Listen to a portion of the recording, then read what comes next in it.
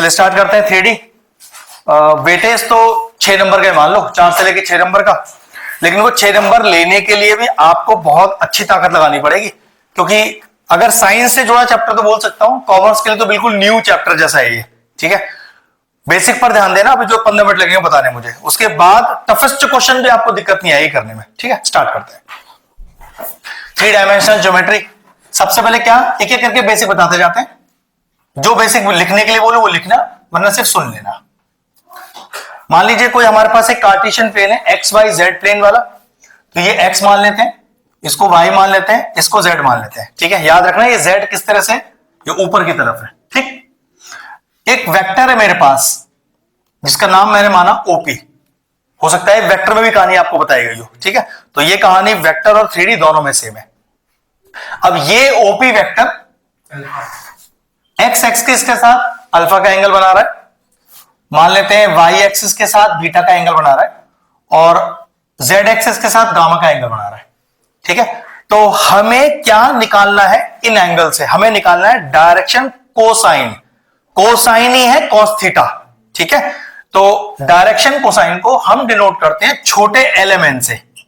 एक रूल है ये कि अगर आपने कोई एलिमेंट लिखा देख लिया है छोटा, तो ये डीसीज ही है आपके लिए डायरेक्शन कोसाइंस। भैया मैंने तो बड़े देखे थे, तो बड़े भी यूज कर सकते हो। मोस्टली बड़े तब यूज किए जाते हैं जैसे दो अलग अलग वेक्टर हैं, तो एक को छोटे एलिमेंट से दिखा दिया, एक को बड़े एलिमेंट से। तो ऐसा नहीं है कि कोई बड़ा एलिमेंट से नहीं दिखा सकता है, आपने लिखा एलिमेंट और फिर बता दिया कि ये डीसीज डिनोट करते हैं, तो बन गई बात। ठीक है, तो एलिमेंट निकालने का, डायरेक्शन कोसाइन निकालने का फॉर्मूला है हमारे पास। अगर मेरे पास उस वेक्टर का इंक्लिनेशन एंगल पता है with X Y and Z axis, तो डायरेक्ट एल का वैल्यू होता है कॉस अल्फा, एम का वैल्यू होता है कॉस बीटा, और एन का वैल्यू होता है कॉस गामा। ठीक है, तो ये डायरेक्शन कोसाइन निकालने का वो मेथड है जब आपके पास उस वेक्टर का इंक्लिनेशन एंगल पता हो विद द एक्सिस। क्या भैया कोई और तरीका भी है डायरेक्शन कोसाइन निकालने का? हाँ बिल्कुल है। आपको पता होना चाहिए डीआरस, डायरेक्शन रेशियोज, जिसको हम किससे डिनोट करते हैं, छोटे एबीसी से। अगर मैं डायरेक्टली आपको डीआर दे दूं और मैं आपसे कोई यार डीसी निकाल के दिखा, तो भी आप निकाल लोगे। डीसी मतलब एलिमेंट, और फॉर्मूला होता है a upon under root of a square plus b square plus c square. M होता है b upon under root of a square plus b square plus c square, और एन होता है c upon under root of a square plus b square plus c square. मतलब अगर आपके पास direction ratios given है तब भी आप डायरेक्शन कोसाइन निकाल सकते हो, आपके पास इंक्लिनेशन एंगल गिवन है तब भी आप डायरेक्शन कोसाइन निकाल सकते हो। एक मेथड और है, अगर इस ओपी वेक्टर पर कोई दो पॉइंट आपको पता है, पासिंग टू द पॉइंट, मान लेते हैं वो पॉइंट है x1 y1 और z1, और दूसरा पॉइंट है x2 y2 और z2। तो अगर दो पासिंग टू द पॉइंट पता है तो सबसे पहले यहां निकलेगा dr, पहले छोटे एबीसी निकलेंगे। वो कैसे निकलते हैं, x2 माइनस का x1, y2 माइनस का y1, z2 माइनस का z1। और अगर आपके पास एबीसी मौजूद है तो फिर आपको एलिमेंट निकालने में तो दिक्कत होनी नहीं चाहिए। तो डायरेक्शन कोसाइन निकालने के 3 मेथड हो गए, अल्फा बीटा गामा गिवन हो, डीआर गिवन हो, या फिर पासिंग टू पॉइंट गिवन हो, तो पासिंग टू पॉइंट से पहले डीआर निकलेंगे फिर डीसी निकलेंगे। कॉपी करो पहले इतना फटाफट फटाफट। डीआर और डीसीज में किस तरह का रिलेशनशिप है, मतलब आपके पास डीआर मौजूद है, आपके पास डीसीज भी मौजूद है, और क्वेश्चन आया कि भाई what is the relationship between both of them. तो ध्यान रखना दोनों एक दूसरे के प्रोपोर्शनल है। प्रोपोर्शनल का मतलब L upon A is equal to M upon B is equal to N upon, चलो कॉपी करो रिलेशनशिप को। छोटे छोटे बेसिक्स बता दूंगा सारे, अगर एमसीक्यू में फंसे तो आपको दिक्कत नहीं आएगी, बड़ा क्वेश्चन आया तो दिक्कत नहीं आएगी। एक और रिलेशनशिप लिखिए, एक रिलेशनशिप और है कि L square plus M square plus N square is equal to 1, एक रिलेशनशिप है। इन किसी का प्रूफ हमारे कोर्स में लेंगे, मैंने सब प्रूविंग है कि भाई कैसे आया है ये, तो ये अपने को नहीं पढ़ना कैसे आया, बस अपने को ये पढ़ना है कि ये रिलेशनशिप कैसे है। अब देखो जरा एक चीज, यहां से एक नया लॉजिक बनेगा LMN का वैल्यू पता है अपने पास? हाँ, तो डालो जरा। तो एक रिलेशनशिप आ गया कि cos square alpha plus cos square beta plus cos square gamma is equal to 1। एक रिलेशनशिप ये भी आ गया अपने पास। ये तो डीसीज और डीआर से जुड़ा कंसेप्ट था। अब आते हैं अपने 3D वाले कंसेप्ट पर, जिसमें हमें चैप्टर जो टॉपिक पढ़ना है वो है स्ट्रेट लाइन। ठीक, करें स्टार्ट? ठीक है। Now vector equation of a line, तो फिर Cartesian equation of a line. Cartesian का दूसरा नाम है scalar equation of a line. ठीक है, तो R is equal to A plus lambda times B. R ही रहेगा वेक्टर फॉर्म में भैया। A किसको डिनोट करता है? A डिनोट करता है पासिंग थ्रू द पॉइंट को, पासिंग थ्रू द पॉइंट। और ये B क्या डिनोट करता है? ध्यान रखना, ये डिनोट करता है dr को।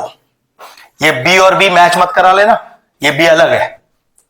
ये जो पीछे वाला B है, ये वाला जो B है, ये एक्चुअल में हमें dr को डिनोट करता है, DCs को नहीं, dr को, ABC।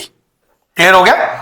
अच्छा, कितनी बार इस B का वैल्यू कैसे पहचाना जाता है? लिख के आएगा line, parallel to a given vector. ठीक है, अगर parallel to a given vector word भी आप सुनाई दे रहा है, तब भी ये इस वाले B की वैल्यू है। क्लियर है?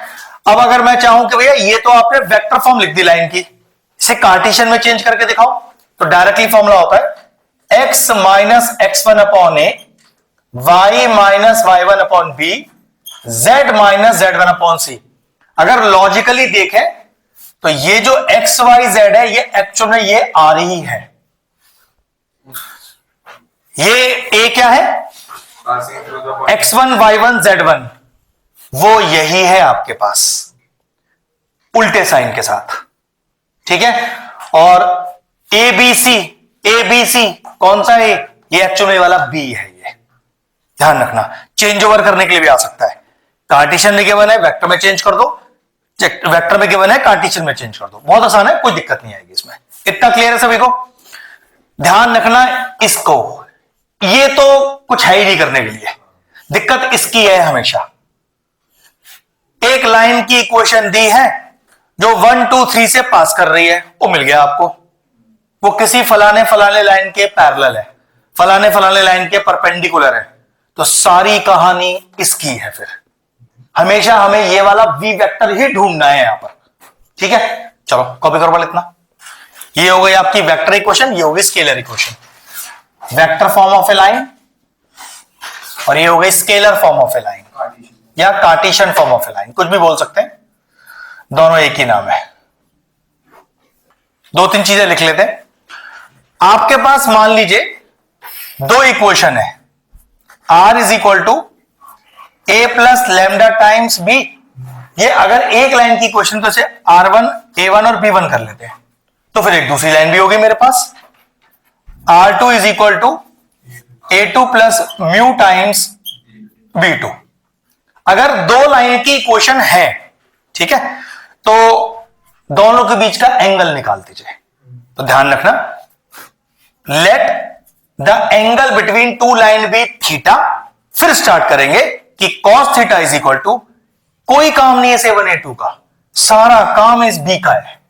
ठीक है, तो फॉर्मूला है B1 vector dot B2 vector upon mod of B1 vector B2 vector का मॉड। ठीक है, मॉड मतलब under magnitude, under root of उनके आई जे के कोफिशिएंट का स्क्वायर का सम। ठीक है, कॉपी करो। एंगल बिटवीन टू लाइंस आ गया। एक है shortest distance between two lines, ये बताओ। अब मान लो आपके पास फिर से दो लाइन की क्वेश्चन यही है, यही मान लेते हैं, और मुझे इनके बीच की शॉर्टेस्ट डिस्टेंस निकालना है। तो शॉर्टेस्ट डिस्टेंस का फॉर्मूला होता है, देखो जरा, A2 माइनस A1, ये रहा भाई आपके पास A1 A2 dot B1 cross B2 upon B1 cross B2 का मैग्नीट्यूड होल का मैग्नीट्यूड। कॉपी करिए। एक कंडीशन लिखिए कि if B1 cross B2 is equal to 0। If B1 cross B2 is equal to 0, तो देखना जरा, तो शॉर्टेस्ट डिस्टेंस तो 0 ही हो गया। तब डिस्टेंस निकालने का फॉर्मूला होता है, शॉर्टेस्ट डिस्टेंस निकालने का, मॉड ऑफ इस B1 क्रॉस B2 को डायरेक्ट एक सिंगल B की तरह ट्रीट करेंगे, वहां पर हम फॉर्मूला हो जाएगा B cross A2 minus A1 upon B का मॉड और होल का मॉड। चलिए B1 क्रॉस B2 0 आ जाए तो समझ जाना दोनों लाइंस आपस में पैरेलल है। उस केस में जब ये दोनों क्रॉस होता है, आप एक भी ले लो, किसी को भी, चॉइस है आपकी। दोनों, अरे भाई दोनों एक दूसरे के प्रोपोर्शनल होती हैं, पैरेलल या प्रोपोर्शनल एक ही बात है। जैसे यहां पर आ रहा होगा 2i plus 3j plus 4k, तो फिर सेकंड इक्वेशन में आ रहा होगा 4i plus 6j plus 8k। तो बेटा ऐसे क्वेश्चनों का B1 क्रॉस B2 0 आता है, तो आप ऊपर वाले को ले लेना B, सिंपल, ठीक है। और उस B को फिर यहां इस्तेमाल करेंगे इस तरह से। वहां पर जब आप बोर्ड एग्जाम दोगे तो इतना दिमाग नहीं चलता है उस समय, ये तो आज आपका दिमाग चल रहा है, वहां नहीं चलेगा। वहां तभी तो आपको फिर भी B1 क्रॉस B2 पहले निकालना चाहिए कि अगर 1% 0 आ जाए तो आप बता सको ये वाली बात, ठीक है, ये है बस। हाँ, वैसे आपको देखते ही पता चल जाना चाहिए, लेकिन अब आप क्या सबसे पहले पेपर खोलते हुए शॉर्टहैंड का क्वेश्चन चेक करोगे? पहले नहीं करोगे। तो ये तो आज लग रहा है ऐसा, यहां पर, वहां थोड़ी ना होता है ऐसा। वहां तो माहौल ही अलग होता है। वहां तो बच्चा निशान भी 100 नंबर के लिए जाता है, ये भी 100 नंबर का पेपर देने जाएगा, ये भी 100 लेने के लिए पेपर देने जाएगा। सब पूरे साल किसने क्या किया उससे मतलब, वहां तो 100 लेने के लिए ही जाएंगे सब। फिर जब 15 मिनट पता चलेगी औकात अपनी, फिर कि भैया ये तो अगले साल ही लगता है देना पड़ेगा, ऐसा थोड़ी ना होता है यार। तो वहां आप जो सोच रहे हो यहां बैठकर, ओ भाई वहां कुछ नहीं याद रहता। हमने तो बहुत सारे कॉम्पिटेटिव और बहुत सारे एग्जाम दे लिए ना, तुम लोग तो पहली बार एक 10th का दिया है, अब दोगे पहली बार 12th का, और वो भी फाड़ू वाला। अब फाड़ू में तो कुछ है ही नहीं, अकाउंट ही उतना स्ट्रॉन्ग है, तो उसमें दिक्कत, मेरे तो मैथ्स में दिक्कत आनी, जो भी तुझे दिक्कत आनी है। आपका तो फिजिक्स भी, केमिस्ट्री भी, मैथ्स भी। अब मैथ तूने एक महीने में मैथ्स हो जाएगा तेरा? मतलब तुम बेवकूफ हो, सारे के सारे अप्रैल से आगे पढ़ रहे हो सब के सब है। एक महीने में बंदे ने मैथ स्ट्रॉन्ग कर लिया अपना, प्रॉपर्टीज कर ली सा तो अब कर लिया। चल ठीक है, ठीक है, इतना क्लियर हो गया भाई। इतना करने के बाद तुझे फेल तो नहीं होने दूंगा, अच्छे मार्क्स की तरफ ही जाएंगे। और अभी तो मैजिक क्लास अपनी रखी है, वो तो बहुत ही अलग ही चीज है, उसका तो अलग ही लेवल है। हाँ, ये वो एक्सपेक्ट नहीं कर पाएगा जो एक है कर लेगा। कुछ चीजें ऐसी होती, जब तक आप उसे महसूस नहीं करो, आप उसे फील नहीं कर पाओगे अंदर अपने कि हम किस लेवल के तैयारी तक जाएंगे। हैं? इसने तो किया है, अच्छा ये तो 11th में आई थी, हाँ इसको भी नहीं पता क्या होता है, इसको भी नहीं पता है, तुम तीनों को तो पता है। हाँ, तो जैसे नलायक को 70 मिल गया, और क्या चाहिए? तो है ही मेरा ऐसा है। नहीं नहीं नहीं, कब की बात कर रहे हैं? अरे वो तो तबीयत नहीं थी, तो मैं भी क्या करता हूँ उसमें। अरे यार, अब जो गई बात से क्या कर रहे हैं, अब आगे जो तेरे पास है 1 महीना, उस पर ध्यान दे। ये तो उसकी तो दिल्ली गया था। हाँ ठीक है, हाँ देख तभी तो बस बस डोंट डिस्कस। चलो पहला क्वेश्चन स्टार्ट करते हैं। If a line makes an angle of 90 degree 60 degree and theta with the X Y and Z axis where theta is an acute angle, find the theta.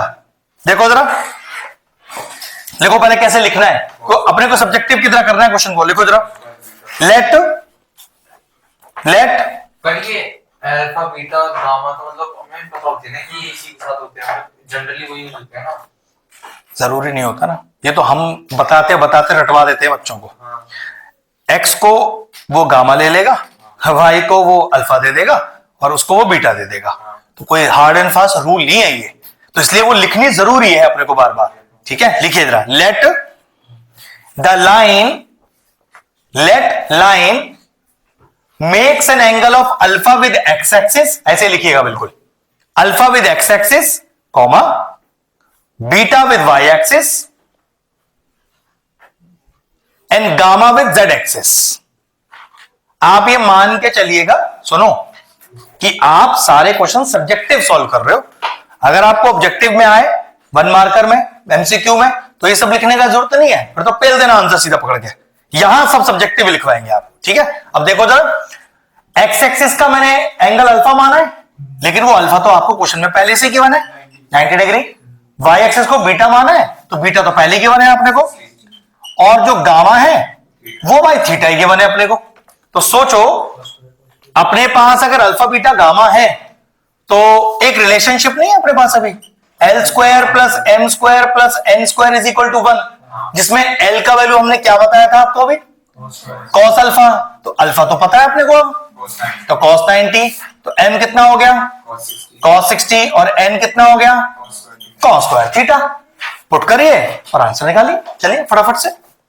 तो cos square 90 plus cos square 60 plus cos square theta is equal to 1। तो cos square 90 0, cos square 60 1/2 का square लगा देंगे, cos square theta भाई हमें पता नहीं, ये 1/4 उधर चला गया, तो cos square theta is equal to 1 minus 1/4। तो ये हो गया cos square theta is equal to 4 minus का 1/4, cos theta is equal to √3/4, और cos theta is equal to √3/2। तो सोचो कि कॉस थीटा √3/2 कौन से एंगल पर है, 30। That is equal to, therefore the value of theta is π/6। इसमें तो अंदर में चल रहा है ना 90 60। ठीक है, मैंने अभी आपसे क्या बोला है, ऑब्जेक्टिव आए तो जो लगाना है लगा देना। ऐसे होता है 90 60 30 आएगा ऐसे। अरे नहीं मैं सर, मैं बोल नहीं रहा। आपको पूरा लिखना है, नहीं ऐसा कोई नियम नहीं है, ऐसा कोई नियम नहीं है। ये कोई एंगल सम प्रॉपर्टी थोड़ी ना है कि हम माइनस कर रहे हैं किसी चीज में से इसको, ठीक है। क्लियर हो गया, चेक करते हैं। 5x minus 3 is equal to 15y plus 7 is equal to 3 minus का 10z। कह रहा है find the direction cosine of a line. चलिए देखिए, इस तरह से लाइन की इक्वेशन अगर मैं किसी से ये पूछूं, अक्षत ये vector form of a line given है, ये Cartesian form of a line given है, या भैया ये कुछ भी नहीं गिवन है आपको, ये क्या गिवन है, ये कार्टेशियन इक्वेशन गिवन है। ओके, ये क्या गिवन है, ये कार्टेशियन इक्वेशन गिवन है, ये कुछ भी नहीं गिवन है। ये हुआ अच्छा जवाब एक, ये कार्टेशियन ही है कि 50-50 है भैया। बनाना पड़ेगा ना। अरे ये कार्टेशियन है, ये वेक्टर है, बस इतना ही पूछा है। ये कार्टेशियन या कुछ भी नहीं है, ये एक का जवाब है, ये कुछ भी नहीं है, ये भाड़ में जाए, ये कुछ भी नहीं है, ये कार्टेशियन ही है। ओके यस सर, हां 5 नीचे ला के कार्टेशियन x कार्टेशियन नहीं क्या है ये भैया, ये गोबर है, कुछ भी नहीं है ये। इज इक्वल्स टू दे रखे हैं बीच में। तो वही वाला जो 3 है 2 इक्वल टू है। हां बस फॉर्म चेंज कर हां डिवाइड अगर वेक्टर होती तो ऊपर के एरो साइन नहीं होते। अगर ये एरो नहीं है तो ये कार्टेशियन ही है, बस वो फॉर्म हमें बना के दिखानी है। फॉर्म क्या होती है देख लो पहले, x minus x1 upon a, y minus y1 upon b, z minus z1 upon c। Form तो वही है लेकिन थोड़ी अजीब सी है, बस याद ये रखना है पीछे पीछे x y z का कोएफिशिएंट नहीं होना चाहिए। अगर आप इस बात को याद रख पाए तो माइकल हल कोई क्वेश्चन नहीं गलत कर पाएगा वाला, और अगर ये ध्यान नहीं गया आपका तो कुछ भी कर लेना, ये गलत ही मान जाएंगे क्वेश्चन। तो देखो पहले यहां से 5 हटेगा, यहां से 15 हटेगा, और यहां से माइनस का 10 हटेगा। ये आगे नहीं आती पहले आएगा आएगा वही आएगा। अरे चलो देखो जरा, साइन चेंज करना पहले समझ लो, एक ट्विस्ट भी है बाद में, इज इक्वल टू, पहले समझ लो अच्छे से, ठीक है। हाँ वैसे तो क्योंकि मुझे तो -10 हटाना है ना यहां से, तो माइनस का 10 ही ले लो बाहर पूरा, तो कितना बचेगा देखो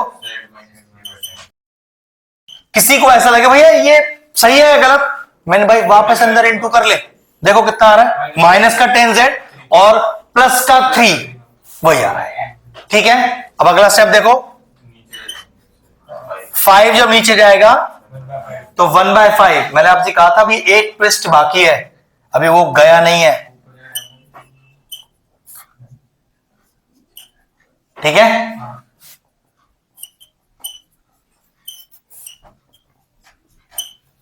ठीक, हमसे मांग रहा है फाइंड द डायरेक्शन कोसाइन, लेकिन ए बी सी अपने को तो डायरेक्शन रेशियो मिल गए, तो डायरेक्शन रेशियो मिल गए तो डायरेक्शन कोसाइन तो निकालना आता है अपने को, लेकिन क्वेश्चन मेरा गलत हो गया।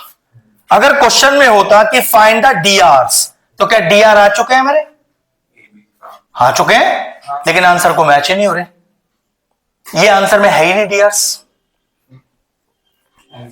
यही तो दिक्कत है। अगर क्वेश्चन रेशियो फॉर्म में है तो, और अगर ये रिड्यूस हो सकते हैं तो बिना रिड्यूस किए आंसर मत लिख देना इसका। ऐसा कोई नंबर देखो जो 5, 15, 10 को काट पाए, 30 एलसीएम लेंगे, सही जवाब। तो 30 गुणा 30 गुणा 30, भैया अगर मैं स्टेप करना भूल गया तो आंसर टिक नहीं कर पाओगे आप। हाँ, लिख के जो आओगे तो मैं एक बार को सही मान लूंगा इसे, लेकिन अगर आप वो टिक करने बैठे तो आंसर मैच ही नहीं हो रहा होगा आपका। आंसर में आ गया, चलो तो अब आंसर कितना आया, x minus 3/5 upon x minus 3/5 upon 6, y plus 7/15 upon 2 और z माइनस 3/10 अपॉन। अब आपको आपके डीआरस मिले हैं यहां पर,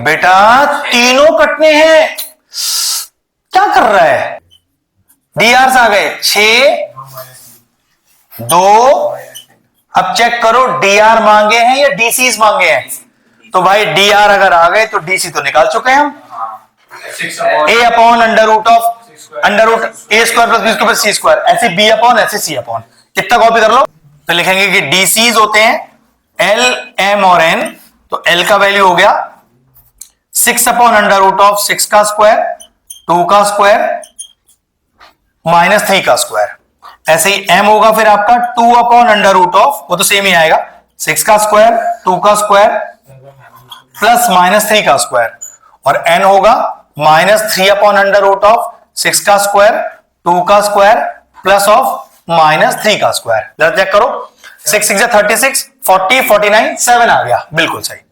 ये हो गया माइनस 3/7, ये हो गया बेटा 6/7 और ये हो गया 2/7, तो therefore the DC is that is equal to LMN equal to 6/7, 2/7 and minus का 3/7, फिनिश हो गया। मजा आएगा कल वाली क्लास में, आज तो आसानी क्वेश्चन आसान है। थर्ड देखिए, if a line makes an angle of alpha beta gamma with position directions of coordinate axis, हाँ XYZ के साथ, write the value of sine square alpha plus sine square beta plus sine square gamma, इसकी value चाहिए अपने को। लिखो जरा पहले लिखो sine gamma, sine square gamma होता है बेटा, साइन गामा नहीं होता। लिखिए रहा, let alpha beta gamma, let, आप ये मान के चलना मैं आपको सारे क्वेश्चन सब्जेक्टिव के हिसाब से करा रहा हूं, पेपर में ऑब्जेक्टिव आए तो आपको ये सब करने का जरूरत नहीं है फिर, ठीक है।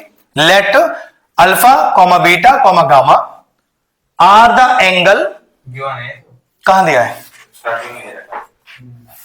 तो लेट हटा दो बस, तो since alpha beta gamma are the angles with X comma Y comma Z axis, hence cos square alpha plus cos square beta plus cos square gamma is equal to 1। ये तो अपने को पता है, रिलेशनशिप हमने किया है। अब कॉस स्क्वायर क्या होता है, 1 माइनस का साइन स्क्वायर, तो 1 minus sine square alpha plus 1 minus का sine square beta plus 1 minus का sine square gamma is equal to 1। तो ये हो गया, देखो एक 1 से एक 1 चला गया, तो 1 और 1 हो गया 2।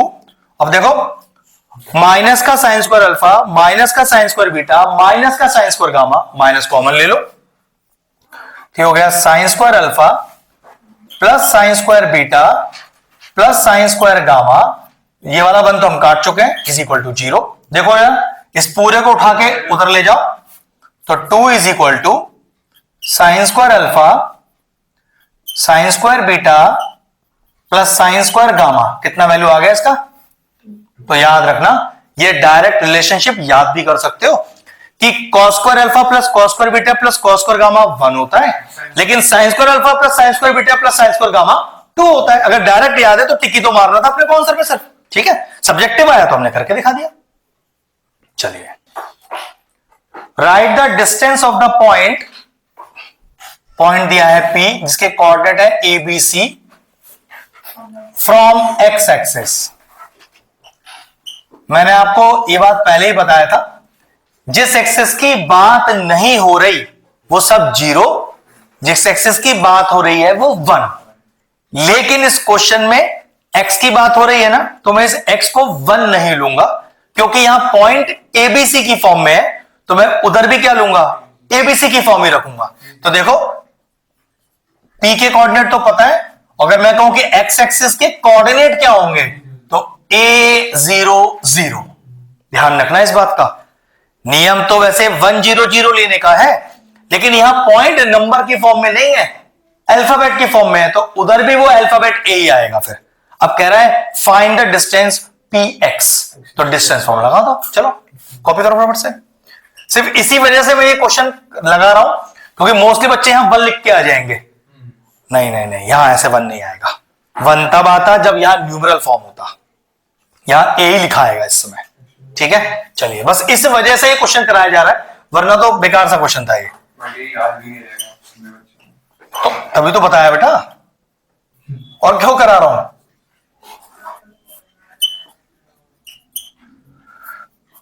अब जरा देखियो अनंत, कोई मिस्टेक तो नहीं है,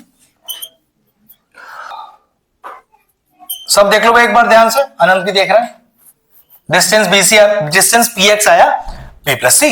नहीं और कोई मत बोलो, उसको बता लो, क्योंकि पेपर में वो भी फंसेगा इन सब चीजों में। तुमसे ये बात 50 बार पहले पूछी जा चुकी है, वो पहली बार बताएगा मेरा आंसर। बोल बेटा, कुछ कोई दिक्कत लग रही है इसमें, या you got a perfect answer, सही जवाब। किसी को दिक्कत लग रही है इसमें? लग रही है, इसको भी लग रही है, तुझे लग रही है क्या है? परफेक्ट आंसर है ये हाँ। आंसर तो ठीक है। अरे आंसर देना नहीं, बस यस और नो बोलना है। वो कह रहा है इट्स अ परफेक्ट आंसर, ये जो या जो लास्ट आंसर आ गया मेरा, वो पीछे अरे हाँ या ना बोलना है, सिर्फ नहीं है। ये आंसर सही है गलत इतना पूछ रहा हूं। नहीं ये सही नहीं है। देखो देखो देखो देखो, अनंत को पता चल गया, गलती पता चल गई। मैं समझ गया। हाँ जल्दी बोल, ये जो है ऊपर से ही गलत है। कहां से? तो b माइनस 0 है ना, x2 minus x1 plus y2 minus y1 plus z2 minus z1। तो तू लिख देगा 0 माइनस बी, तो 0 माइनस बी का स्क्वायर इज बी स्क्वायर। हाँ ये तो बी स्क्वायर लिखा है। ठीक है, बस ये गलती और तुम पूरी इंसाफ नहीं कर सकते, मैं और राउंड से तो बाकी सब गलत है। कैसी बहुत भाई प्यार है मुझे सब। भाई मैं उस दिन तो एक बात सोच, उसको ये नहीं पता है कि मैंने अभी गलत लिख दिया था। अभी भी गलत। ये 12th का बच्चा है जो ये नहीं बता पाया कि मैंने गलत लिख दिया है, और क्या उम्मीद करेंगे कि ये ट्विस्ट एंड टर्न्स क्वेश्चन में कैसे निभाएगा। आप लोग इसलिए जानते हो कि आप 50 बार आपसे पूछ चुके हैं, आपको आपकी गलती पहले पता है, इसलिए आप बोर्ड में वो गलती नहीं करोगे। ये उसे पहली बार करके आएगा एग्जाम में, क्योंकि इससे पहले किसी ने गलती करवाई नहीं इससे। बस इतना ही अंतर है यहां पढ़ने का या कहीं और पढ़ने का। बस ये आंसर आ गया सरल बैठ लो। बेटा। इंडिविजुअल रूट पे स्क्वायर हो तो आप उस रूट से स्क्वायर नहीं हटा सकते, होल पर स्क्वायर हो तब वो हट सकता है। अगर ये ऐसा लिखा होता, c होल स्क्वायर बिल्कुल सही जवाब। तब मैं लिखता बी प्लस सी। ये नॉर्मल बेसिक है, एक नंबर का तो क्वेश्चन है, तूने आंसर बी प्लस सी लिख दिया, अगले स्टेप पर you will get a big zero, marks ही नहीं मिलेगा इस पर स्टेप का। हाँ 2 या 3 नंबर का होता तो आधा नंबर मिलता, 1.5 नंबर कट जाता तेरा पूरा 2 में से, क्योंकि मैंने कहा था नहीं लिखने के कम मार्क्स कटेंगे, गलत लिखने के बहुत ज्यादा मार्क्स कटेंगे। इसलिए कुछ भी गलत मत लिखना। उसका देखो फायदा क्या है, जहां तक का लिखा वहां तक का तो पूरा ही दूंगा ना, गलत लिख दिया आपने अब तो वो गया पूरा, अब वो चाहे तो आधा दे दे ना दे वो उसकी मर्जी है, एटलीस्ट वो ये तो नहीं कहेगा गलत लिखा है, अरे यार बच्चे ने अधूरा किया है, चल जितना किया है उतना तो दे दूं। भैया ये तो गलत लिख दिया इनने, काहे का मार्क्स फिर, समझ। तो इसलिए कुछ भी गलत मत लिखना, जितना लिखना उतने के मार्क्स तो ले लेना, गलत लिखकर तो वो मार्क्स में चला जाएगा आपके हाथ से, ठीक है। आगे से ध्यान रखना है इस बात का।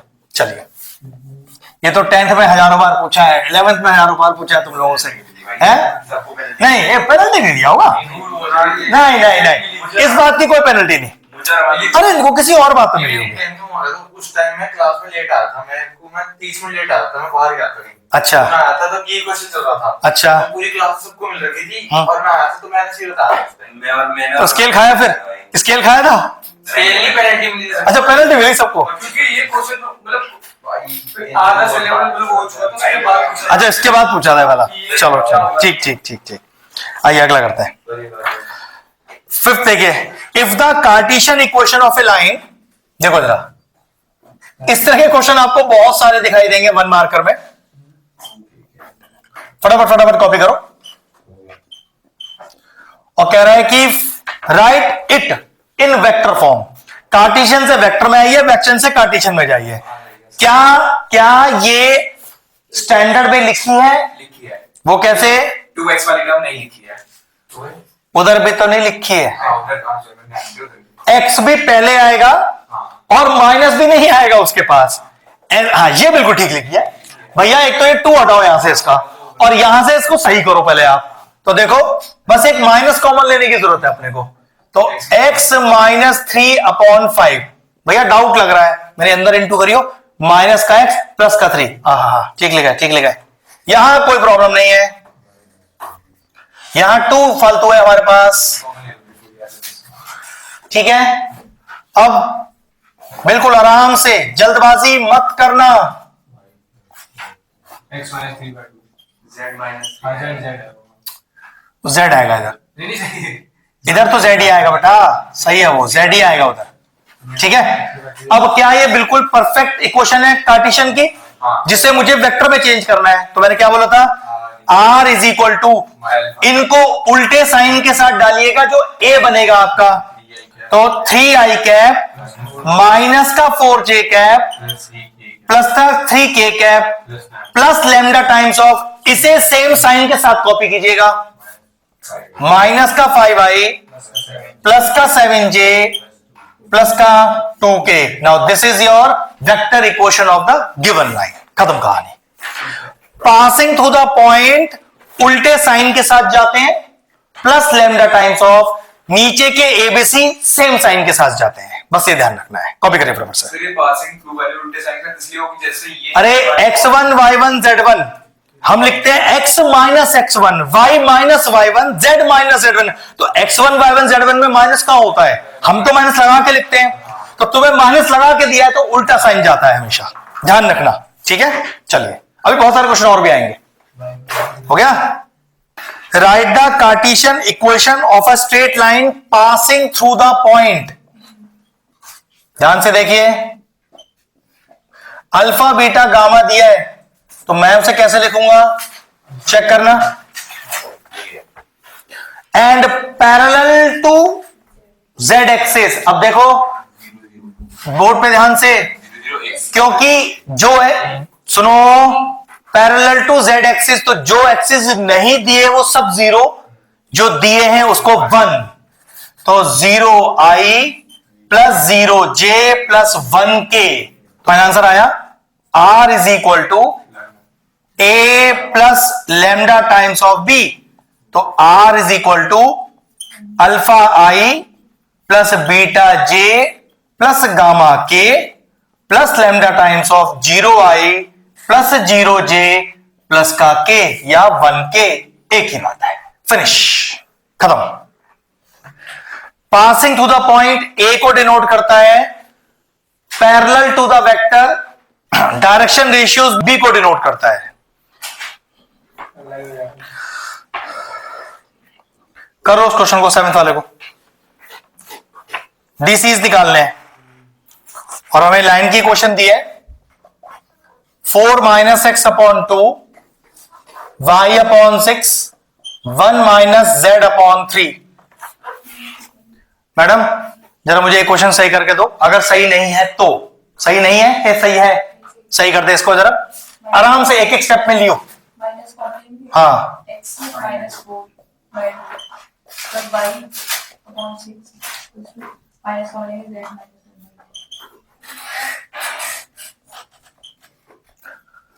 बिल्कुल ठीक बोला आपने। क्या आपके पास डीआर आ चुके हैं? आपको एबीसी मिल चुका है, -2, 6 और -3, और मैं आपसे एलएमएन मांग रहा हूं। फॉर्मूला आपको पता है, अभी हमने किया था इससे पहले, ये खुद कर लेना, ठीक है? चलो कॉपी करो। नेक्स्ट 8 वाला देखिए, if a unit vector A, याद रखना ये यूनिट वेक्टर ए और जो हम वेक्टर मानते हैं ये सेम है, सिर्फ कंफ्यूज करने के लिए दिया हुआ है। Making an angle of π/3 with i, π/4 with j and theta with k, find the value of k. समझ लो ये क्वेश्चन नंबर 1 ही है आपका।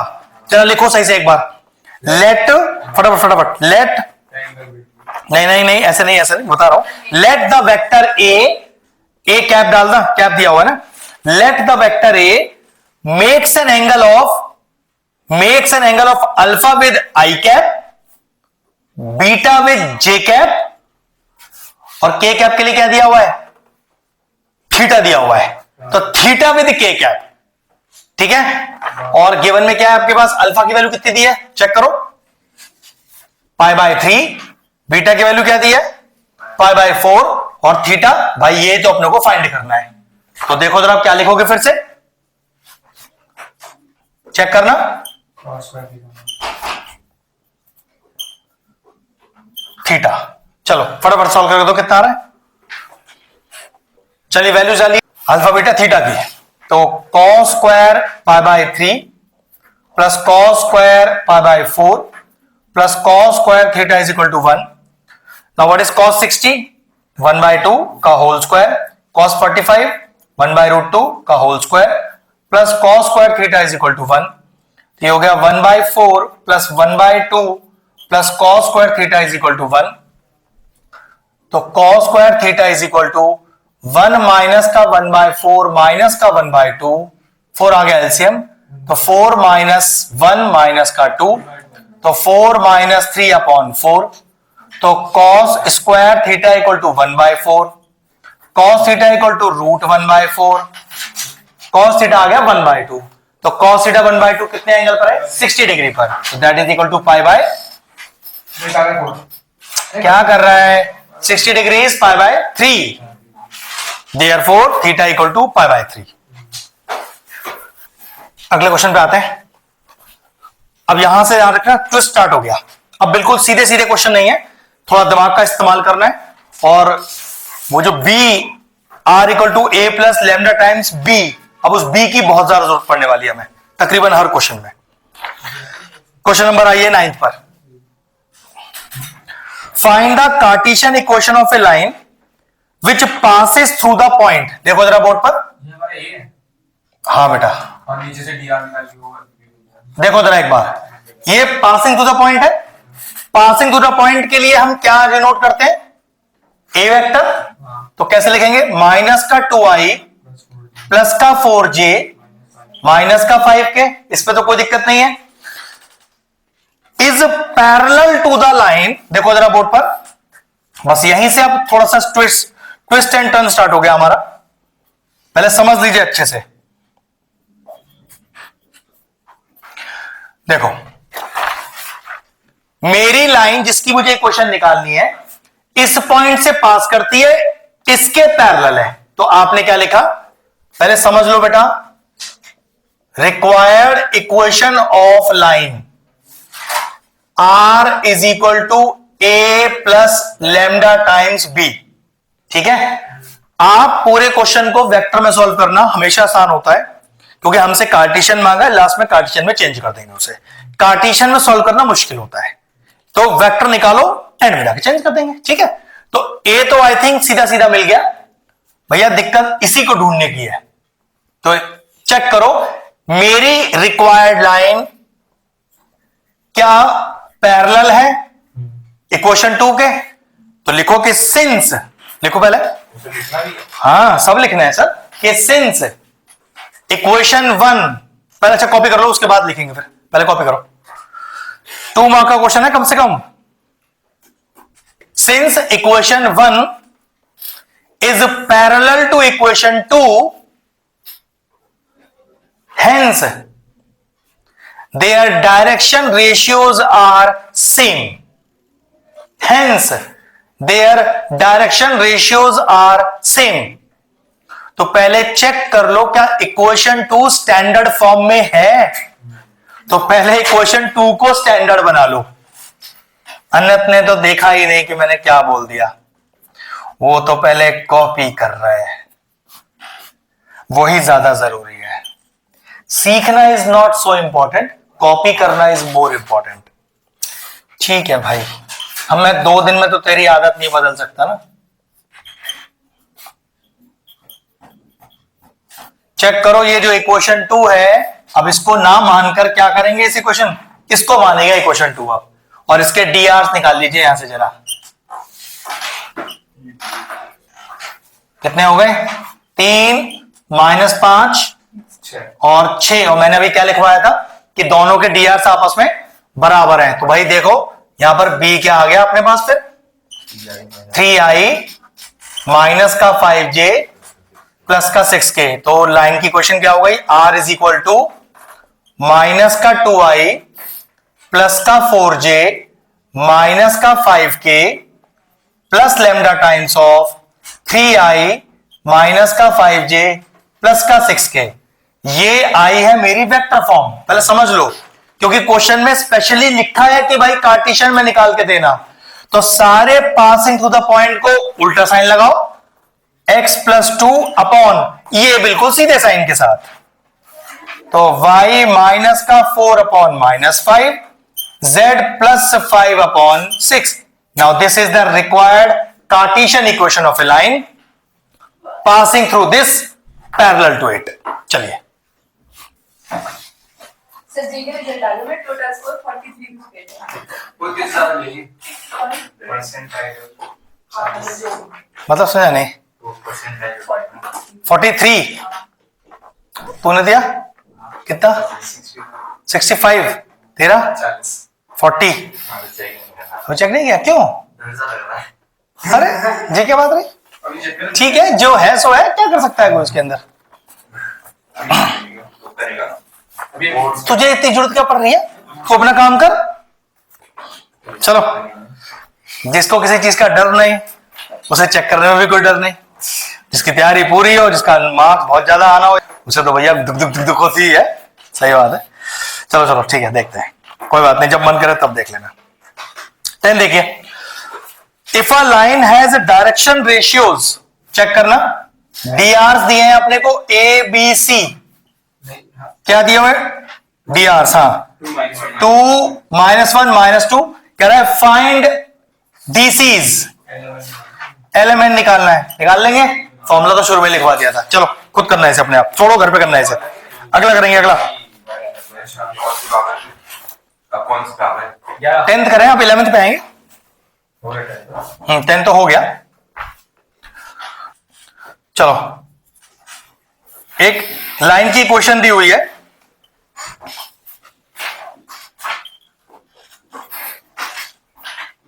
जरा चेक करना लाइन की इक्वेशन स्टैंडर्ड है या कुछ गड़बड़ है, जरा सही करो उसको जल्दी से। अच्छा ये क्या नाम है, अनंत सही करके दिखाओ बेटा, आ नहीं रही मुझे तो समझ में। माइनस पहले वाले में कॉमन लेके x -3, अगला वाला ठीक है, उसके अगला वाला भी ठीक है, इसमें अब नीचे माइनस ले लो फर्स्ट वाले में। अब लाइन की बिल्कुल इक्वेशन ठीक हो गई, अब हमसे मांग क्या रहा है? डायरेक्शन रेशियो पैरेलल लाइन के same find the direction ratio of the line parallel to G V. It एक ऐसी लाइन के डायरेक्शन रेशियो निकालिए जो इसके पैरेलल हो। तो मैंने क्या कहा था कि अगर दो लाइंस आपस में पैरेलल हैं तो दोनों के डायरेक्शन रेशियो बराबर होते हैं। तो लिखो पहले line, if two lines are parallel, अरे एक ही बात है बेटा अभी तो। If two lines are parallel then their direction ratios are equal, hence required direction ratios are, खत्म कहानी, फिनिश। बेटा एक्स एक्सिस के कोऑर्डिनेट्स तो बता दे। एक पॉइंट है 2, 3 और 4 और एक है एक्स एक्सिस। कोऑर्डिनेट बता, इनके बीच की दूरी फाइंड करनी है मुझे। तो 1 0, अब यहां 1 ही लेना क्योंकि यहां क्वेश्चन नंबर फॉर्म में है, और डिस्टेंस और लगा देना इसमें। चलो कॉपी कर लो फटाफट से, घर पे करने से फटाफट फटाफट। शॉर्ट डिस्टेंस लगा दे तो तेरे पास सिर्फ पास एक ही तो लाइन है, दो थोड़ी ना है। दो लाइनों के बीच में होता है ना बेटा, दो पॉइंट के बीच में थोड़ी ना होता है। 13 वाला देखो जरा, find the equation of a line parallel to this. Okay, जो मेरी रिक्वायर्ड लाइन है वो इसके पैरेलल है, और पास कहां से कर रही है? 1 2 3 से। तो भाई पासिंग थ्रू द पॉइंट जो होते हैं वो किसको डिनोट करते हैं? ए को, आई प्लस 2j प्लस 3k, और डायरेक्शन रेशियोज किसको डिनोट करते हैं? इनको। लेकिन चेक कर लो स्टैंडर्ड में है कि नहीं पहले। गप पता चली स्टैंडर्ड ही नहीं और हम एबीसी लेगा इसके, ये बिल्कुल स्टैंडर्ड में है। तो डायरेक्टली इसके लिए क्या लिख देंगे? b माइनस का 3i प्लस का 2j प्लस का 6k। अब ये चेक कर लो हमसे कोई पर्टिकुलर वेक्टर या स्केलर मांगी तो नहीं है। तो भाई आप किसी एक में निकाल के दिखा सकते हो। हाँ, तो वेक्टर क्वेश्चन निकालो। तो r इज इक्वल टू, पहले लिखो a plus lambda times b, और फिर ये डायरेक्टली वैल्यू पुट कर दो, plus 2j plus 3k plus lambda times minus का 3i प्लस का 2j प्लस का 6k। होमवर्क में सारे क्वेश्चन 2-2 बार करने हैं, इसलिए ध्यान से करना। नहीं आएगा तो कल फिर बता देंगे। आजकल कैसा पढ़ रहा है? 8 to 10 आवर्स, अभी भी नहीं इतना 8 घंटे हो गए टोटल मिला के, ट्यूशन हटा के ट्यूशन हटा के 8 घंटे। ठीक है, अकाउंट से ट्यूशन मिला के, क्योंकि वहां अकाउंट से तो पूरा सब वही कराते हैं। बहुत सारे भी कराते हैं। ठीक है, तुम बच्चे कितने हैं उसमें? मैं भी अरे वाह, तेरे तो मजा आ गया। 3-4 घंटे ये तो बहुत बढ़िया है, ये तो बहुत अच्छा है। टाइम तो नहीं खराब करता हुआ।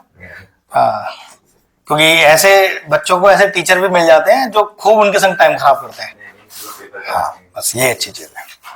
तो भाई उसका कुछ नहीं जाएगा, तेरा नुकसान हो जाएगा। चलिए अब क्वेश्चन नंबर 15 टिक करिए। 11 के सेम है ना? क्या बेटा? 14 11 वाले के हाँ हाँ हाँ, 14 और 11। हाँ तकरीबन। अब जरा क्वेश्चन नंबर 15 टिक करिए। पहला 5 मार्क्स का बड़ा क्वेश्चन है। क्वेश्चन को पहले पढ़िए एक बार, दो वेक्टर ले लेंगे। पहले क्वेश्चन को पढ़िए sir. Find the equation of a line passing through 1 2 -4 and is perpendicular to 2 given lines। Sir ये दोनों लाइंस आपस में पैरेलल होंगी? 2 मिनट रुक जा।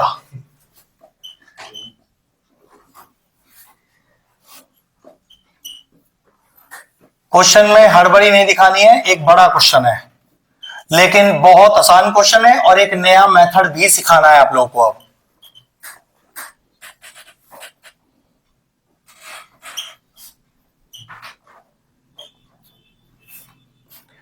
ये क्वेश्चन आ जाएगा समझ में तो समझ लो आपका एक 5 नंबर का क्वेश्चन सॉलिड हो गया, जिसमें डिफर टाइप आता ही आता है।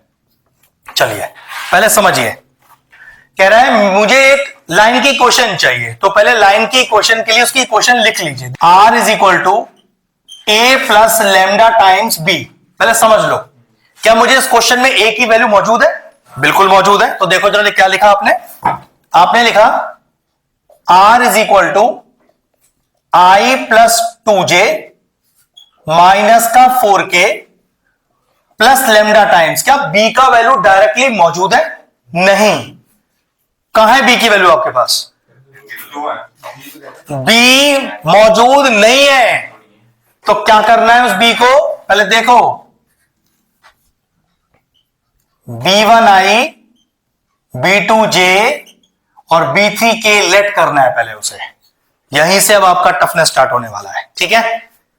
इसको मानिए इक्वेशन 1 जो रिक्वायर्ड इक्वेशन है, जो 2 लाइनों की इक्वेशन है उसे 2 और 3 मान लीजिए। पहले इतना कॉपी कर लीजिए, बिल्कुल स्टेप बाय स्टेप चलेंगे इसके अंदर।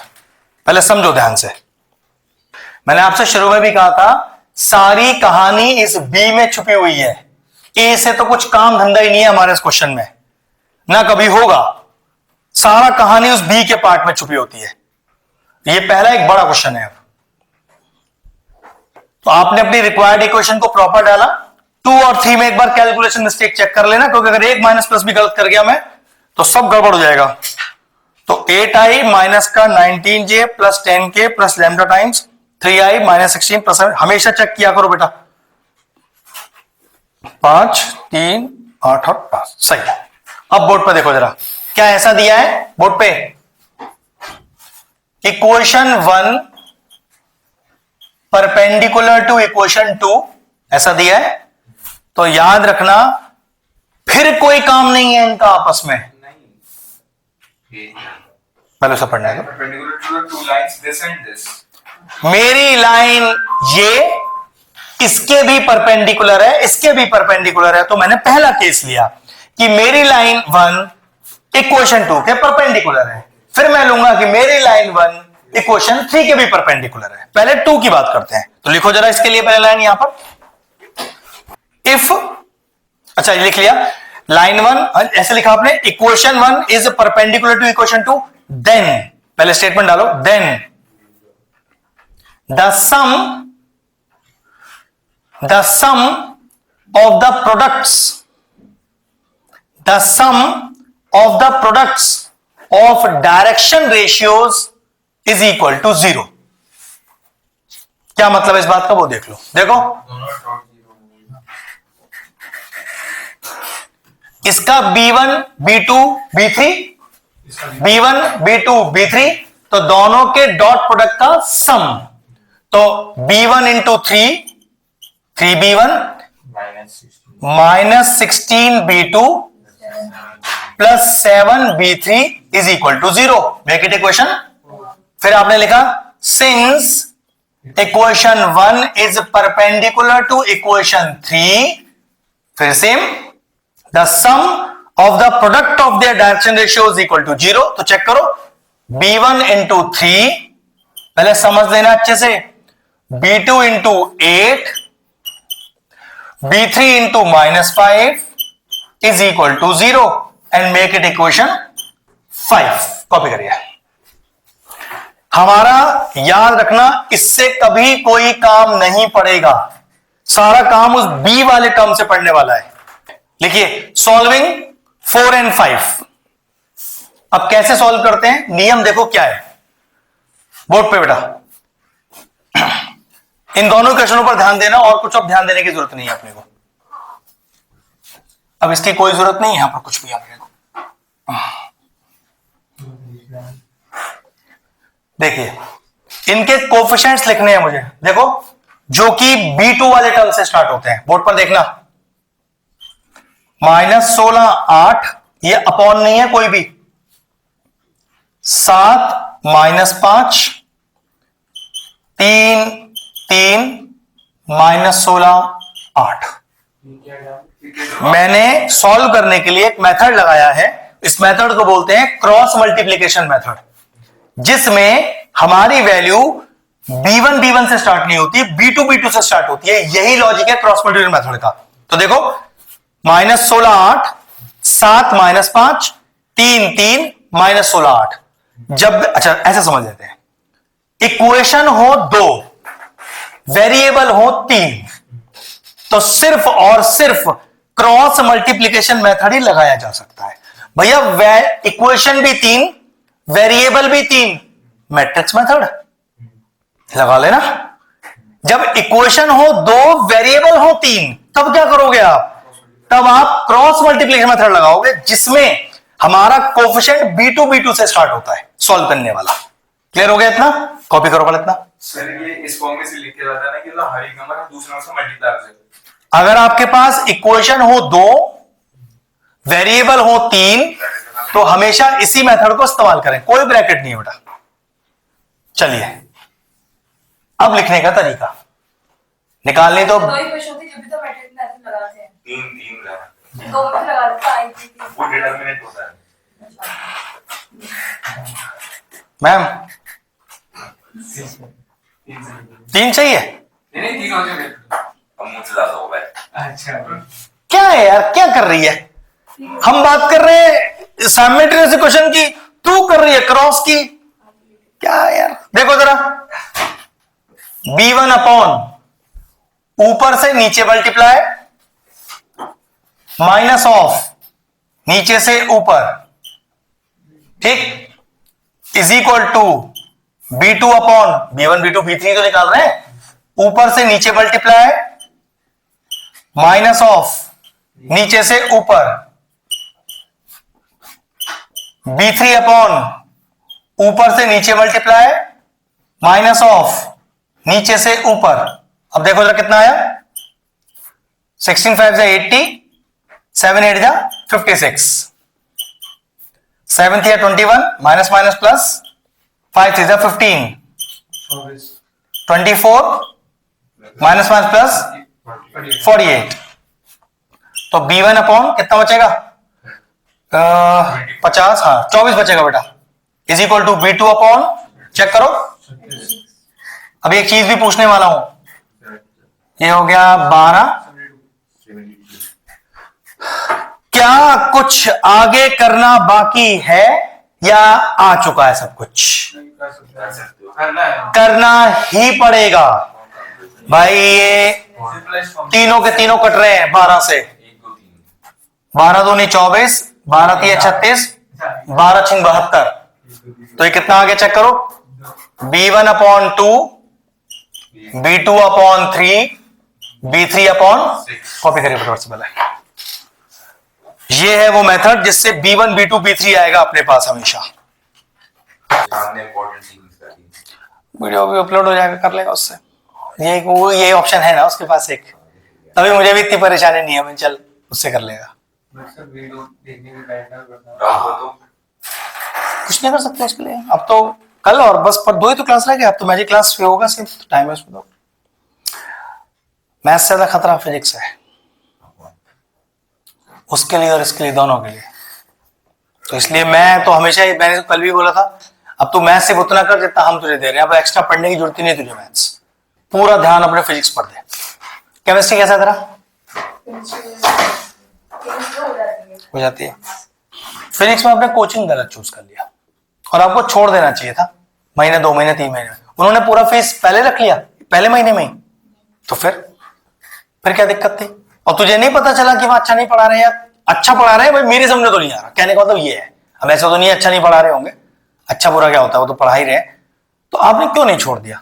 कोई टॉपिक हो जाएगा तो कोई नहीं आया। तो ऐसी जगह जाओ ना सारे समझ में आ जाए। ये बेवकूफी बेटा इतना बड़ा बच्चा कर रहा है, क्या बोले उसको? इतना टाइम थोड़ा लगता है पहचानने में कि मैं वहां 70/70 मेरा आएगा नहीं आएगा बोर्ड एग्जाम में। भाई आप 70 की तैयारी के लिए नहीं जा रहे, तैयारी करके ही नहीं जा रहे, तो 70 के सोचोगे कैसे फिर? हम आपको तैयारी 80/80 की लेवल की करा रहे हैं, दिमाग में तो भैया 80 आ सकता है अगर करा आगे। तो एक होता भैया हमने तैयारी नहीं करी इस लेवल की, तो 80 कहां से आएगा, मैं तो पास ही होंगी। तो ये भी तो देख, आपने तैयारी पूरे साल कुछ नहीं किया अपने एंड से, फिर आप कैसे सोच लो कि मुझे फिर 170 मिल जाएगा, 170 मिल जाएगा आपको? आपका तैयारी 40-50 फंस जा रहा है। तैयारी तो कर इस लेवल का। कितनी देर पढ़ रही घर पे? 3 घंटा के लिए 3 घंटे का करते हो उतना? चल फिर तो सही कर रही है, यूट्यूब से कर रही है ना फिर इसको। अभी आजकल कैसा है क्राइटेरिया, कॉन्सेप्चुअल ज्यादा आता है या कॉन्सेप्चुअल बहुत ज्यादा आता है? आता है जैसे कि कॉन्सेप्चुअल के साथ न्यूमेरिकल जुड़ा हुआ आता है। इस तरह का है ऐसा, और हटा हुआ कुछ नहीं? हटा हुआ भी आता है, मतलब जो कॉन्सेप्चुअल होता है हटा हुआ आएगा, न्यूमेरिकल भी करे कराई आते हैं, मतलब इतना भी आसान नहीं है, कर पर तो आराम से बच्चा पास ना हो जाए।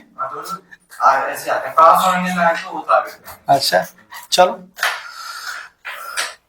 अब कितना कंसेप्ट क्लियर पीछे अक्षर? अब देखो क्या करना है। लेट लीजिए किसी कांस्टेंट के, ठीक है। यहां से b1 का वैल्यू क्या आ गया, b2 का वैल्यू और b3 का वैल्यू। कोई दिक्कत? क्या हम इस b1 b2 b3 को ही ढूंढ रहे थे? क्योंकि ये तो गिवन था। आओ पुट करते हैं वापस। तो putting the value of b1 b2 b3 in equation 1, तो देखो कितना आएगा, i प्लस 2j माइनस का 4k प्लस लैम्डा टाइम्स, देखो 3ki, बोर्ड पर पहले देख लो बेटा, 3kj plus 6k k, taking k common. के ले सकते हैं वैसे सर, क्योंकि के कहीं वो भी ना वो अरे कैप नहीं है क्या उस पर, ये भी तो समझना। बोर्ड पर देखो, ये ठीक है। इसको एक नया वेरिएबल दे दो, लैम्डा नहीं, लैम्डा ऑलरेडी कुछ म्यू दे दो। हाँ म्यू दे दो, वो ज्यादा अच्छा वर्ड है। अरे कुछ भी दे सकते हो यार, ये कोई लड़ने की चीज नहीं है कि क्या देना है। Where mu is equal to lambda के, ये आ गया फाइनल आंसर आपका। और क्या, चलिए मेन पार्ट था कि दोनों परपेंडिकुलर है तो डायरेक्शन रेशियोज का प्रोडक्ट का सम 0 लेना था। फिर 2 इक्वेशन और 3 वेरिएबल, तो क्रॉस मल्टीप्लिकेशन मेथड का इस्तेमाल करना था। बस ये कॉन्सेप्ट है पूरा। चलिए कॉपी करिए फटाफट से। सोचो हमारे हालात कैसे हो गए, हम कंपार्टमेंट में कौन से में हो सकते हैं ये डिस्कस कर रहे हैं। पूरे साल क्या पढ़ा इस सोच के देखो। मैथ्स है तो भाई, मैथ्स हो वो तो मैथ्स है ना, सर उसमें फेल नहीं होगा, उसमें फेल तो कोई होता ही नहीं आई थिंक। उसमें तो उससे लिख ही देगा। कुछ तो लिख ही देगा, सही है। करके दिखाऊंगा आपको करके मैथ्स ऐसा है, फिजिक्स ऐसा है, आप कह सकते हो मुझे एक भी क्वेश्चन नहीं आता इसका। फिजिक्स में तो कह सकते हो, मैथ्स तो फिर भी चलो मिल जाएंगे आपको करे कराए क्वेश्चंस, फिजिक्स में नहीं मिलेंगे। अगर पेपर एक बहुत शानदार आता है। मैंने एक दोस्त से पूछा था क्या कर रहा है, मैथ्स का क्वेश्चन एक पूछ लिया, कह रहा अभी थोड़ी पढ़ रहा हूँ, अभी तो टेस्ट पढ़ 13 दिन में 13 चैप्टर, एक दिन में एक चैप्टर। बड़े टॉप इंटीग्रेशन अरे बस ठीक है। बच्चा है कह सकता है, बड़ा होता तो बेवकूफी मानी जाती। मैं आपके ऐसा बोलूं कि 13 दिन में 13 चैप्टर कर दूंगा, ऐसे कैसे कर दूंगा मैं? हाँ बच्चा है ना, वो तो कह देगा। लेकिन पहले से नहीं करी खाने के फिर तू भी बच्चा ही है ना, तो बात तो बेवकूफी भी कर सकता है। तू कौन सा बड़ा हो गया अभी? नहीं मतलब तू कर सकता है, शांत रह, बेइज्जती ना करा। 16 देखो, एक और ताकतवर क्वेश्चन है। कह रहा है show that the lines, 2 line की इक्वेशन है, intersect with each other and also find the point of intersection. एक बहुत क्लासिक क्वेश्चन है। मालूम है इस क्वेश्चन की प्रॉब्लम क्या है, करना क्या है, ये इंटरसेक्ट एक्चुअल में कंडीशन क्या है हमारे लिए, वो बड़ी दिक्कत की चीज है। चलिए बताता हूं क्या बेटा। हाँ देखो, कॉमर्स ने अपना मुंह खोला और गलत बता दिया। बेटा इंटरसेक्ट वर्ड में तू परपेंडिकुलर कैसे डाल देगा वर्ड? अरे ये क्या बात रही।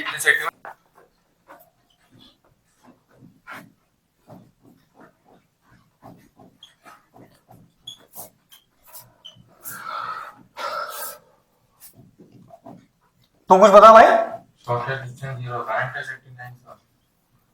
अच्छा फिर पैरेलल लाइन ना हो, मतलब ऐसे हमारे पास कोई सॉल्व करने के लिए कंडीशन नहीं है ना। क्या इस दोनों इक्वेशन में हमें कंपेयरिंग करने के लिए कुछ सेम दिख रहा है? बस वही काम है, उतना ही काम है बस। और अगर कोई बच्चा इसको R को फिर दूसरे को R2 जैसे क्वेश्चन में गिवन होना चाहिए ना। गिवन ही नहीं है, ऐसे कैसे ले लेगा? क्वेश्चन में एक जगह R और एक बार R2 तो नहीं ले सकता, फिर नहीं ले सकता, देंगे। देंगे ही नहीं ना फिर। तो लिखो जरा, comparing equation 1 and 2, comparing equation 1 and 2।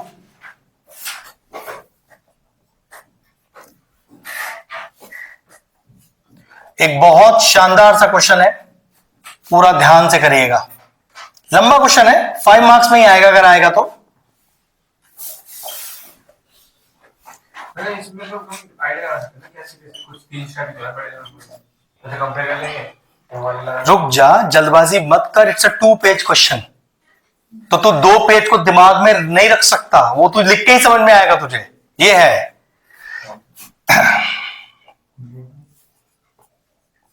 बिल्कुल स्टेप बाय स्टेप चेक करो। और जितने भी 4 नंबर 5 नंबर वाले क्वेश्चन है उसमें एक भी स्टेप डायरेक्ट मत लिखना। आपको नई रिक्वायरमेंट हो रही फिर भी लिख देना उस स्टेप को, कुछ नहीं जा रहा।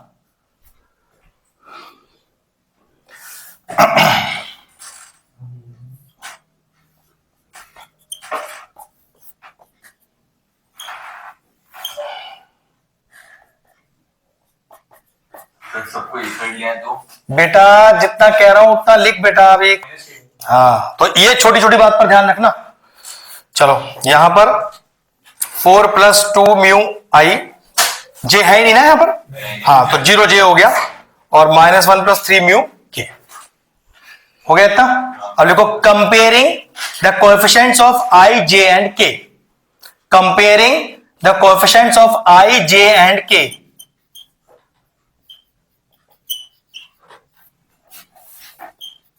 बिल्कुल आराम से बेटा।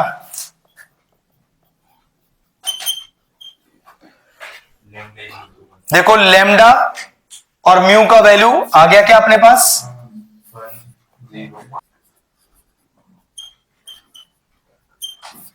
ठीक है। अब देखो क्या करना है हमें। हमेशा ऐसा ही होगा जब आपको ये प्रूव करके दिखाना है, शो करके दिखाना है कि लाइन इंटरसेक्ट करती है या नहीं। अभी हमने यहां क्या प्रूव किया है? कुछ भी प्रूव नहीं किया। तो ध्यान रखना, ये लेमडा और म्यू अगर इस तीसरी इक्वेशन को सेटिस्फाई कर जाए तो यस दे आर इंटरसेक्टिंग। तो उसके लिए क्या करना पड़ेगा? एलएचएस आरएचएस की फॉर्म में क्वेश्चन को सॉल्व करना पड़ेगा। तो लिखिए, पहले लिखो इधर।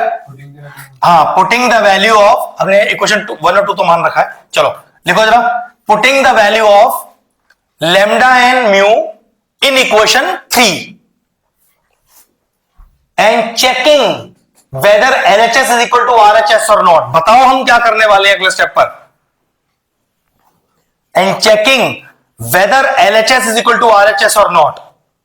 चलो अब डालो जरा एलएचएस आरएचएस, चेक करो।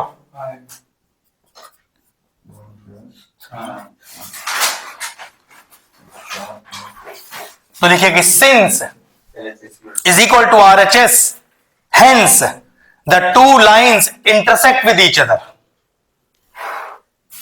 सबसे बड़ी दिक्कत ही है इस क्वेश्चन में, भैया करना क्या है ये समझ नहीं आई।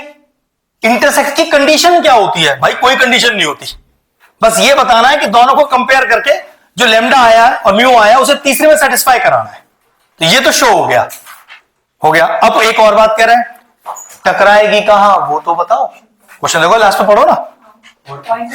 Also find the point of intersect, वो पॉइंट तो बताओ जहां वो टकराने वाली है।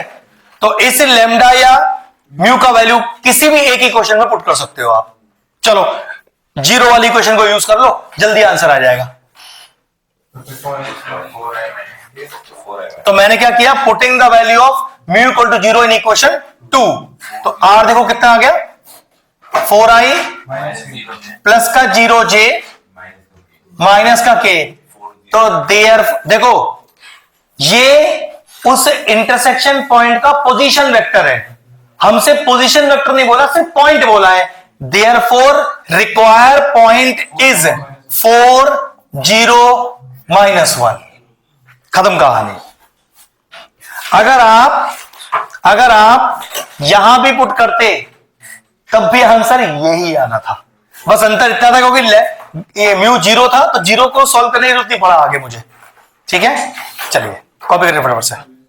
जो इंटरसेक्ट वाले क्वेश्चन है उसमें ध्यान रखना, कंपेयर कराएंगे, हमेशा लेमडा और म्यू आ जाएगा, उस पर तीसरी लाइन में उसे सेटिस्फाई कराएंगे और फिर वापस किसी में वैल्यू डाल देंगे, बात बन जाएगा। सर ये वाला लास्ट पे वापस नहीं आगे वाले के सॉल्व क्या हमें हमारी दो लाइनें कहां टकरा रही हैं वो पॉइंट भी चाहिए? नहीं सुन सुन सुन, वही चाहिए ना। उसके लिए इन दोनों वैल्यूज को तू किसी भी इक्वेशन में पुट कर सकता है, क्योंकि मेरे पास म्यू 0 है तो 0 डालने से थोड़ा जल्दी आंसर आ गया। ये वो पोजीशन वेक्टर आया उस इंटरसेक्शन पॉइंट का, लेकिन मुझसे पोजीशन वेक्टर तो मांगा ही नहीं है, पॉइंट मांगा है, तो मैंने 4 0 -1 लिख दिया इसे, खत्म कहानी। ठीक है, ये है अश्विन। टारगेट 80 का है पूरा। अक्षत जी टारगेट 80 का है पूरा, तो तैयारी इस लेवल की रखना। बीच में आप आएगा अक्षत? आप आएगा? फिजिक्स केमिस्ट्री कैसा है तेरा? फिजिक्स हाँ ठीक है। ठीक ठीक नहीं, परफेक्ट नहीं बीच में नहीं, तो फिर मत आइयो, फिर तो अपने तो तैयारी कर, फिर मत आइयो। फिर 14 के बाद तो सीधा आएगा 28 को। पेपर कब है तुम लोगों का? 22 के बाद। अच्छा तुम्हारा तो फिर तुम्हारा कब है बेटा केमिस्ट्री वाला? तो फिर 28 से क्लास रखेंगे आप लोगों की, ठीक है ना। थोड़ा रेस्ट भी ले लेना, क्योंकि फिर फिजिक्स पढ़ पढ़ के केमिस्ट्री पढ़ पढ़ के दिमाग खराब हो गया होगा, तो आधे दिन का रेस्ट तो चाहिए ही चाहिए आप लोगों को। फिर करेंगे ताबड़तोड़ तैयारी। दिक्कत ये है ना कि 10th वाले भी उसी टाइम पे आएंगे, तो उनका पेपर 10 तारीख का है और तुम्हारा 8 तारीख का है। एक रूम में तुम बैठोगे, एक रूम में वो बैठेंगे। क्या करें, पिछले साल भी ऐसे हुआ था, चक्कर ही काटता रहा मैं इधर से उधर।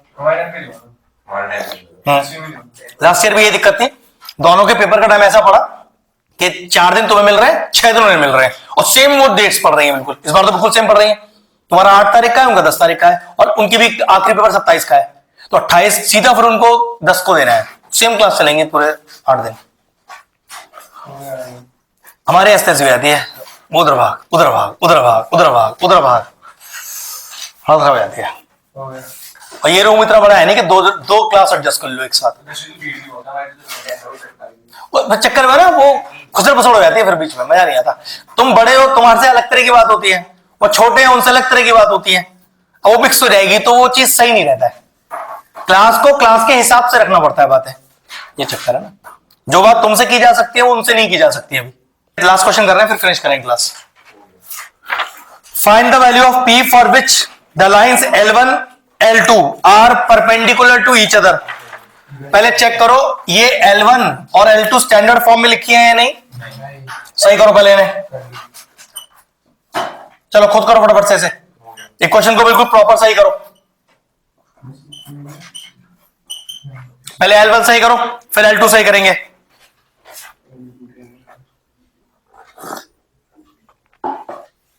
फटाफट से हो गया तेरा? चल ठीक है, बढ़िया। कितना आएगा? बिल्कुल आराम से, जल्दबाजी मत करना, स्टेप बाय स्टेप लिखना। स्टेप्स का मार्क्स है अपने पास।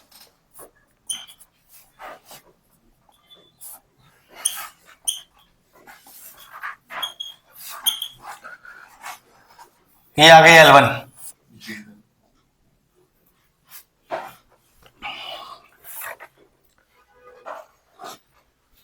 मैंने ये बीच वाला ही लिखा, ऊपर वाले से ये डब्बा वाला लिख दिया। ऊपर वाले से डब्बे वाला सीधा ये। अगर ये 2 नंबर तक का हुआ तो कोई टेंशन नहीं है, 3 में हुआ तो कट जाएगा मार्क्स, क्योंकि उसका मार्क्स होगा फिर वहां पर। दिक्कत ये है, मैं 7 कॉमन लेते हुए दिखा बस। मैं आपसे क्या कह रहा हूं, अगर ये 3 नंबर का क्वेश्चन हुआ तो मार्क्स कटेगा इसका, अगर 2 का हुआ तो नहीं कटेगा। फिर ये नंबर के हर स्टेप का नंबर बटा होता है। अब 3 नंबर का क्वेश्चन है तो बटा हुआ है, इसका नंबर के कॉमन लेना और ये सब करने का आधा नंबर देना है, वो आपने डाला ही नहीं उसके अंदर, तो काट देगा उसका मार्क्स। L2 चेक करते हैं।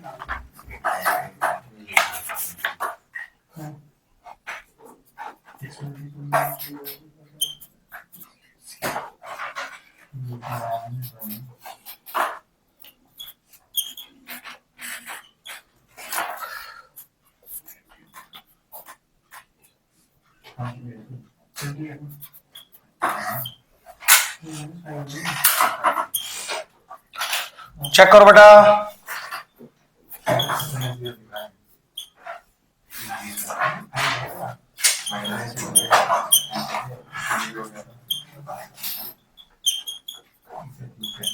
अब जरा लिखिए कि since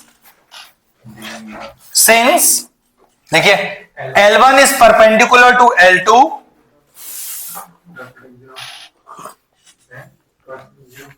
then the sum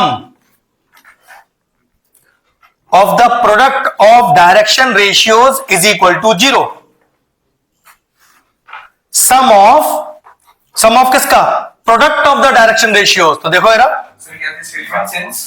sin L1 is perpendicular to L2 then the sum of product of their direction ratios,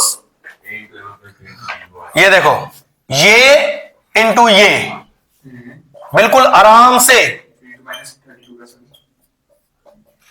फिर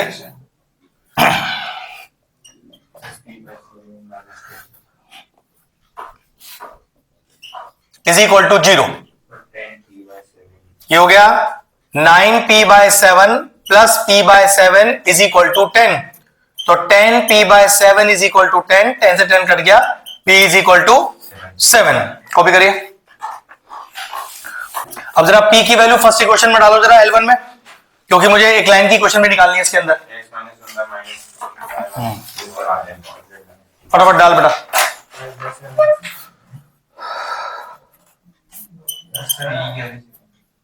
p का वैल्यू कितना है? 7, तो ये 1 आ गया यहां पर। अब आपको लिखना है कि मुझे एक ऐसी लाइन की क्वेश्चन चाहिए जो पास किससे कर रही हो, देखो जरा, जो पास कर रही हो 3 2 -4 से, और जो इसके पैरेलल हो। तो आप कहोगे कि मेरी लाइन अगर L1 के पैरेलल है तो डायरेक्शन रेशियोज आर इक्वल, तो फिर कैसे लिखोगे? फटाफट से कॉपी करिए, एक एक स्टेप लिखना है प्रॉपर होमवर्क में, डायरेक्ट मत कॉपी कराना। अब लाइन की क्वेश्चन लिखेंगे R equal to A plus lambda times B, और फाइनल आंसर डालेंगे उसके अंदर।